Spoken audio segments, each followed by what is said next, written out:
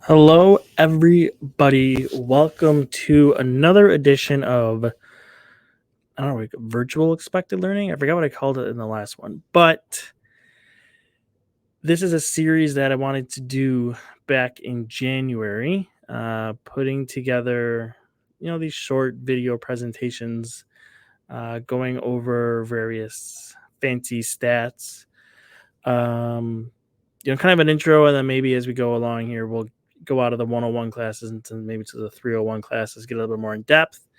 But since I did the shooting stats one in January, it's been a little bit of a break here to the expected goals one, which I teased. I can't talk today, which I teased back at the time in January. So I want to get back to doing a few more of these before the season starts, which were only about a month away, I think, from training camp. So we're getting through the summer here. We're pushing through. But yeah, I think this is a good time. This is the time when we do some deeper dives. We do some learning to get all the information we can packed in, ready for the next season. So back to the project, back to the plan, and today, we're going to go over expected goals. So I'm going to take you through what expected goals are, maybe even talk a little bit about whom exactly they are expected by, how expected goals are calculated, some of the expected goals terms, what they mean, why they're important, and how you can use them in various ways at a team and player level. So let's start with whom they are expected by exactly. Well, I don't know. I guess anybody. So, an expected goal is simply a way to measure the quality of an unblocked shot attempt.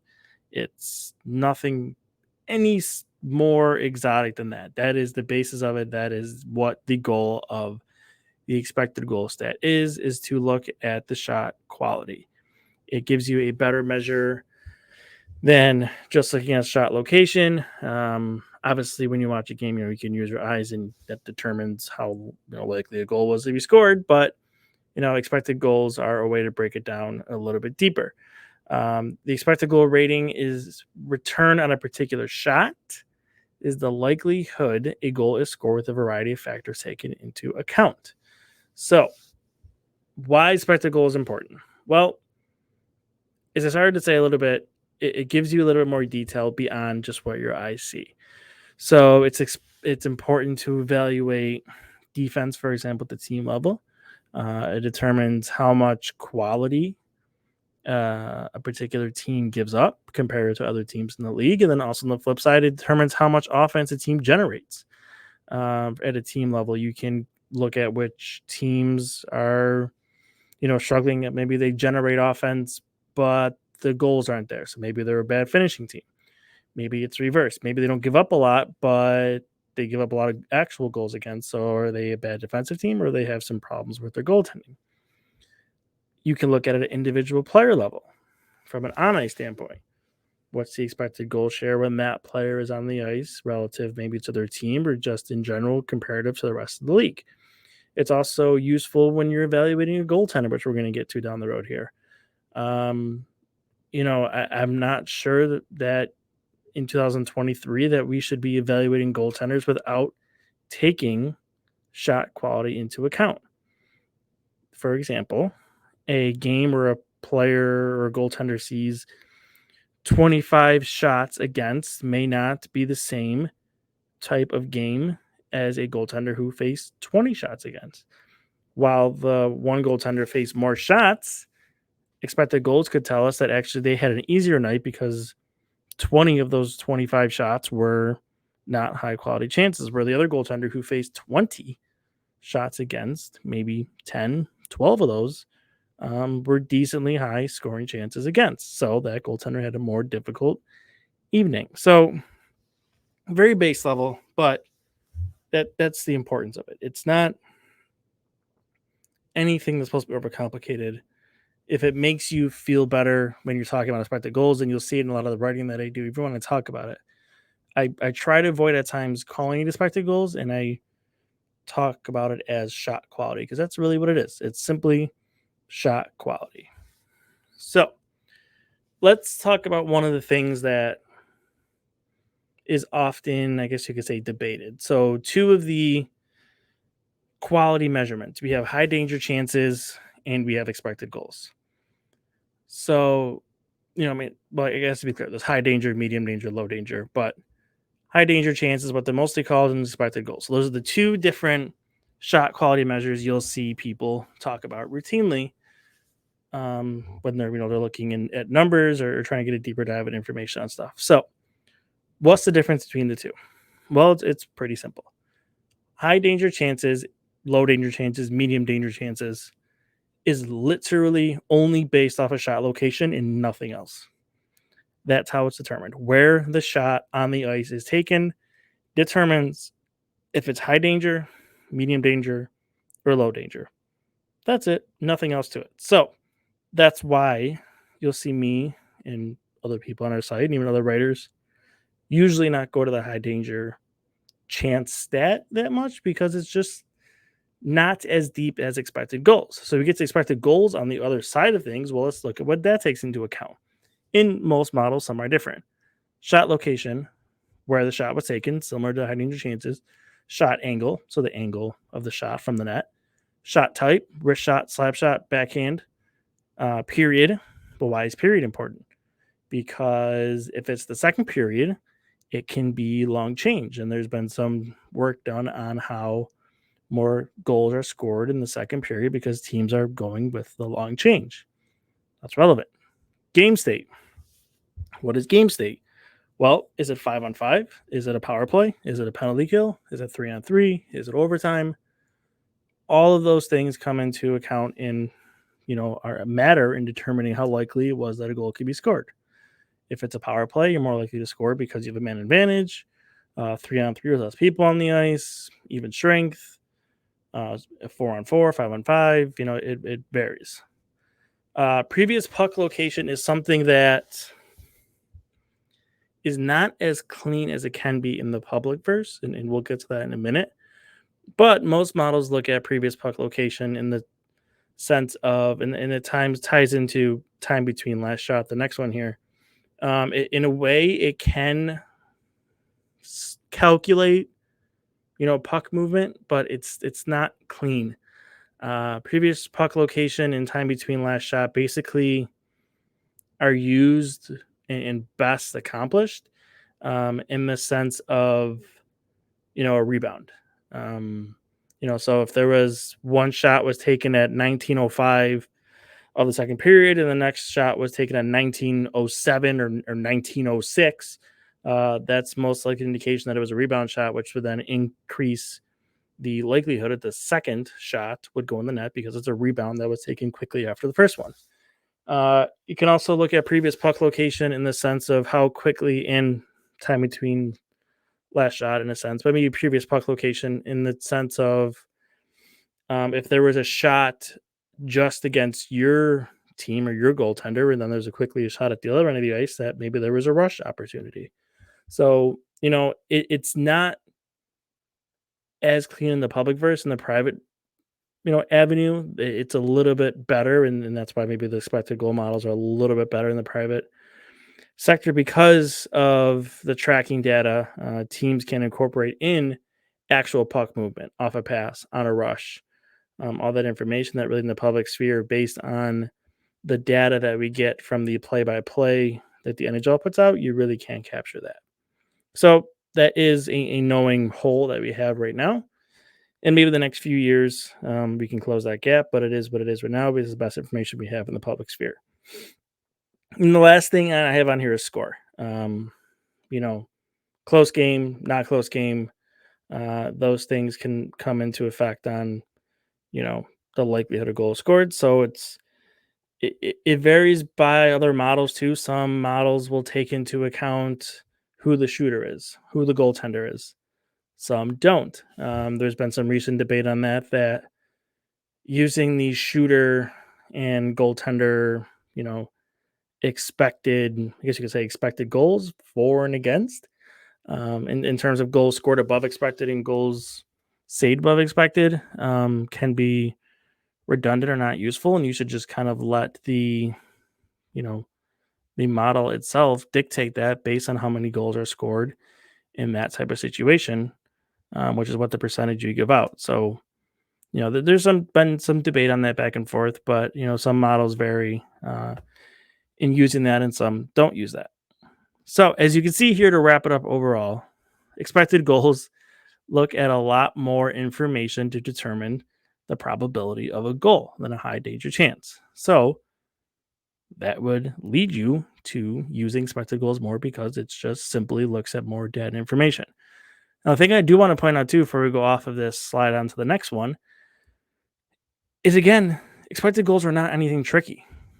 When people, get to watch the game people and all of that and your math and your fancy stats, and really all expected goals does is use data, statistics, and information from the game you're watching, and then you put some math behind it based on situations in the past, and that gives you a probability based on past history of the likelihood of a goal being scored and measuring the quality of that shot based on past history. So, it's nothing tricky or fancy, or really I don't think it's anything for people to be, I don't want to say scared off by, but to be maybe overwhelmed by or afraid to use or afraid to cite because maybe you think it's more complicated than it actually is. It's really not. It's a fun stat. It's a good stat to use. And yeah, it's not overcomplicated. So, hopefully for those of you who were scared off by it, no longer would be after this. So let's look at an example here.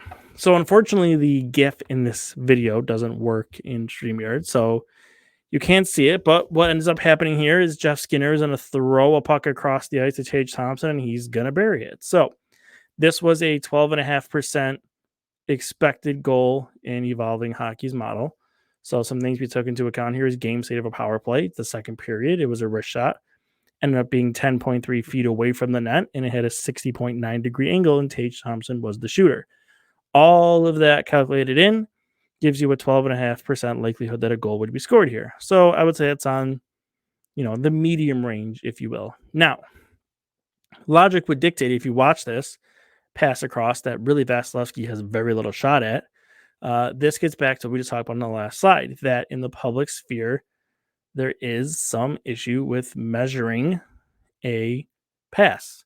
So in a private model, this might be a 25 to a 30% expected goal because the ability to measure the recent puck movement from Skinner to Thompson across the slot, which is also increased the likelihood of a goal, and to an open net in the distance between that pass. So all factors we don't have at the public model, but in a private model, you'll pull out some of those things, and that could increase the likelihood of this type of goal going from a 12.5% in the public sphere to maybe around 25 to 30% in the private sphere.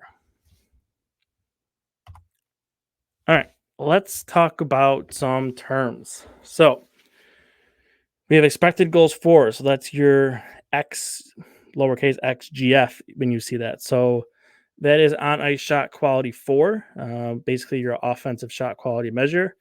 That can be used on ice from a team level, or it could be on ice from a player level. Expected goals against, that's your lowercase xGA. That's on ice shot quality against for defense, same thing.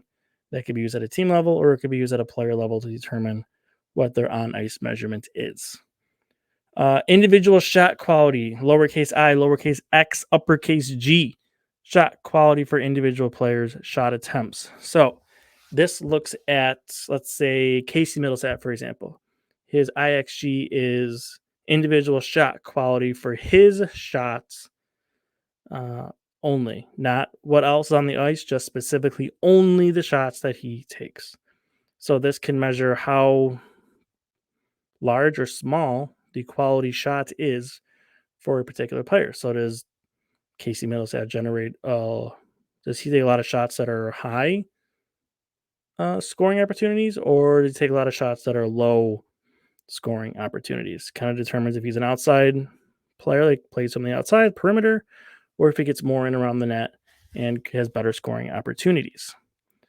Last one, goal save above expected. So this is your goaltending stat that measures quality of chances against. So as I mentioned in the beginning, this is your measurement for quality, measurement for adjusting shots quality faced by a goaltender.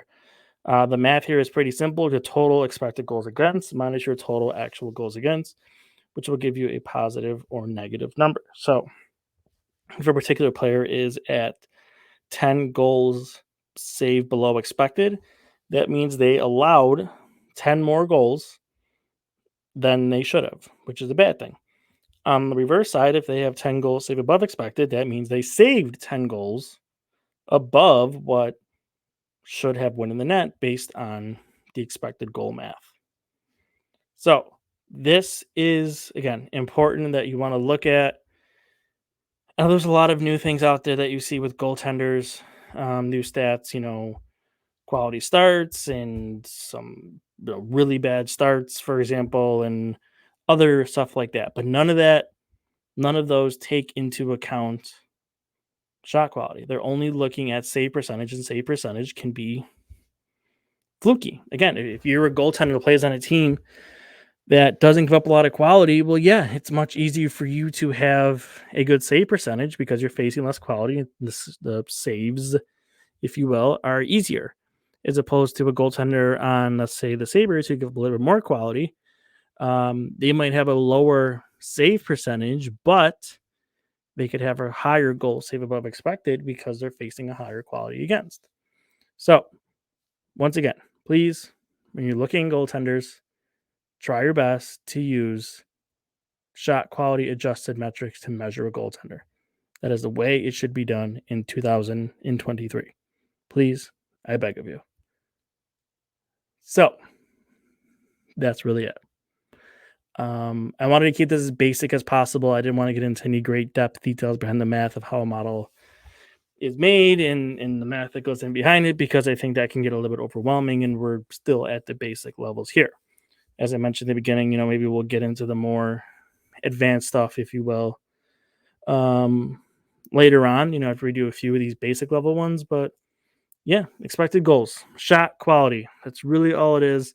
Looks at a variety of measures to determine the likelihood that a particular shot goes in the net. And it uses data that is accumulated during the game. Nothing crazy, nothing fancy. Uses historical information to determine the likelihood of a goal. Simple, easy, important to use. So what's next? Well, the next one, which I think I'm actually going to do live, so I have people on here with me to ask questions while I'm doing it, because microstats can be a little bit, I don't want to say complicated, but they can be harder to explain, and maybe people have more questions. Also, the thing about microstats when you're tracking information, so microstats, for those who don't know, is basically your tracking data. Looking at zone entries, for entries against, looking at dumps, looking at controlled entries, looking at rush chances, failed exits, failed zone entries, all of that good fun stuff. Primary shot assists, secondary shot assists, all of that fun information. So people who are tracking games can track them different. Similar, so I guess you could say how some models are built a little bit different. So when I do microstats, I'm going to kind of touch on a few of those microstats that are well known, and then we're going to go through examples of showing you how I track them. I'm going to track what I would call a controlled zone exit compared to what you might think it is, but it really is. We're going to look at what a primary shot assist is. We're going to look at what a shot and all that stuff, how primary shot contributions are put together, all that fun stuff for microstats. There's a lot to get into, maybe even break into two parts because there is so much that you can track. So that's next. I hope you look forward to it. I hope this was helpful. For those who didn't know a lot about expected goals or didn't know all the in-depth details, know a little bit more about it, and be more open to using it and interested in the stats. So thank you for taking 20 minutes here to listen to me ramble on about it. And then I promise you the next one will not be that far from the first one like last time. We'll get these kind of out relatively quickly here. over the next few weeks heading into the season. So thanks for listening, and I'll talk to you next time. See ya.